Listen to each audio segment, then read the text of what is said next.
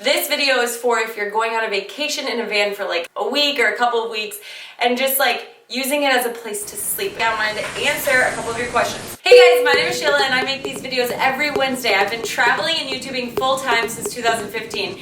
Now I'm home a little bit more trying to figure out the adult thing. If this is your first time here, welcome. If you're interested in travel, activities, doing stuff, learning how to adult, please subscribe, please join us. This week I want to talk to you about a totally spontaneous trip that we went on. The past two videos talk about it.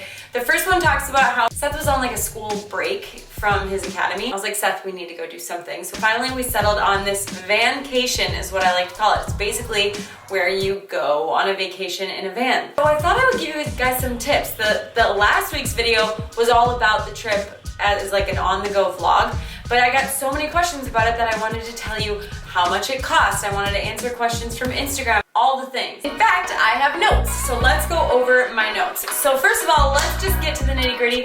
What did it cost? Because I know that's what you guys all want to know. So the camper van, depending on where you go, there's two places that I've rented camper vans from. Outdoorsy, and that's kind of an Airbnb for vans. Voyager Camper Van is who we partnered with for this. They have 5 different locations: Minneapolis, Austin, Phoenix, Nashville, and Portland. Theirs is going to depend on the season, it's going to depend on how long you have it, but we went on a like 8-day vacation and it cost us about $1,000 for the van. Because this is a smaller van, it is so good on gas. We went 2,400 miles. We flew to Phoenix, Arizona, drove up to the Grand Canyon, drove to Page, drove to Salt Lake City, Jackson Hole, and then home. $285 in gas. We filled up 9 times.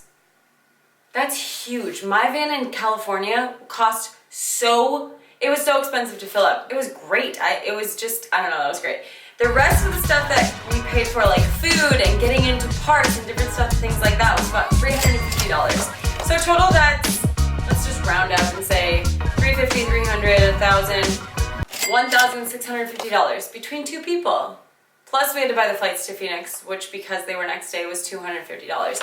So still though, like if you can plan a little bit ahead of time and you're not buying next day one-way flights, you're not gonna pay $250. So tips when you're looking for a van. The smaller, obviously, the space is gonna be, but the better on gas. You wanna look for something that has a cooler or a refrigerator or something to keep your food colder so that you can do like fruits and milk or jelly if you want. Something with cooking, but if you have something with cooking, you want something with a sink, because if you use all those pots and pans, it's really difficult to clean them unless you can get like cooking camper meals that are like MREs, and all you do is boil hot water, pour it in the bag, let it sit for 20 minutes.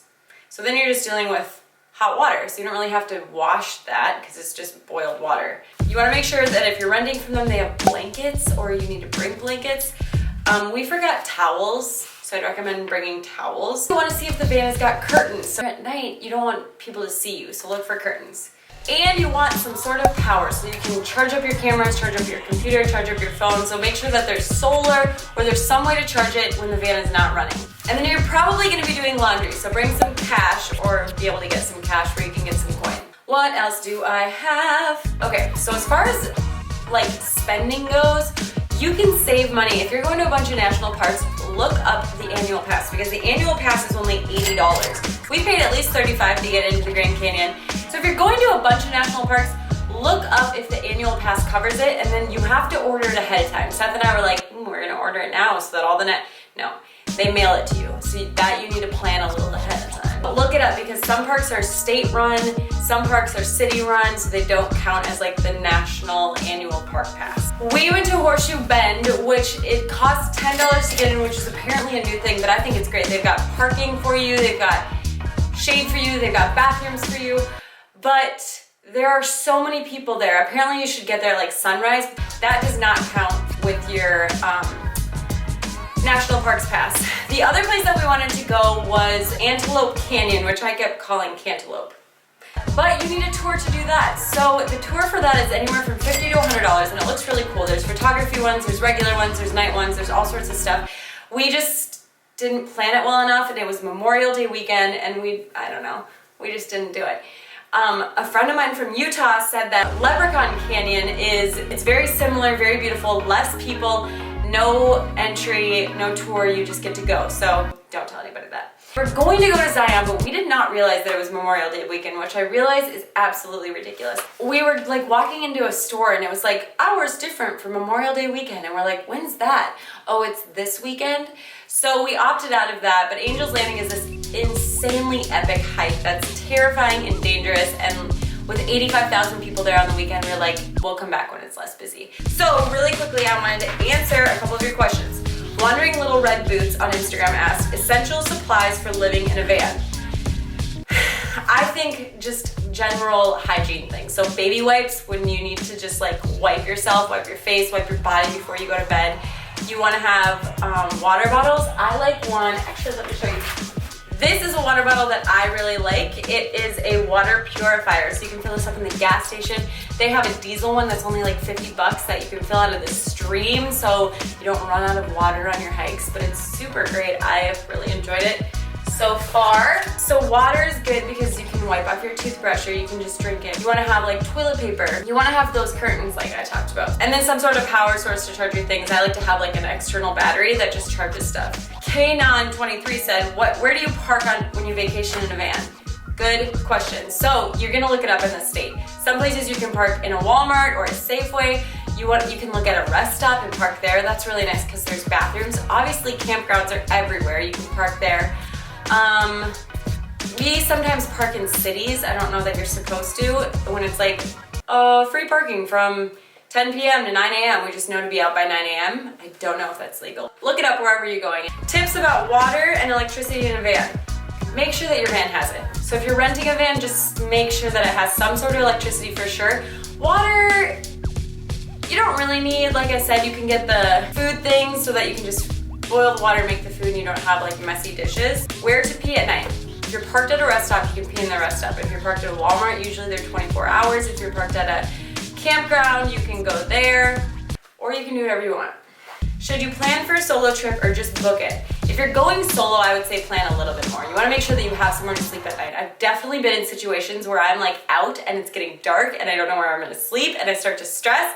And so then you wanna make sure that you have some sort of plan. But I would say have a plan, but just kind of leave it loose. So in the van, it's really easy because you can just find resting spots. So when you're choosing a place to go, you really just wanna think about who you're going with and like what their expectations are, what your expectations are. Do you wanna hike a lot? Do you wanna go to history? Do you wanna spend a lot? Do you wanna stay in hotels? Do you wanna go camping? And just kind of figure out like what the theme of the trip is and what you guys are trying to accomplish. That's gonna determine a lot, because if you're trying to save money, you might opt for staying in a Walmart parking lot versus a campground where you can do a fire. Sarah Helena Barrios, best van life luxuries to make sure to bring. That's a good question. We bought some of those like screens for the window so the sun doesn't blast you all the freaking time. Like I said before, this water filter is really great. If you could bring, I'll put a little picture of it, but it's just like a little charger that you can plug into the wall before you go, and it gives you some power for things while you're on the road. If I think of anything else, I'll put it in a list after this. I hope this was helpful. If it was, please leave a comment below. Please like the video if you enjoyed it.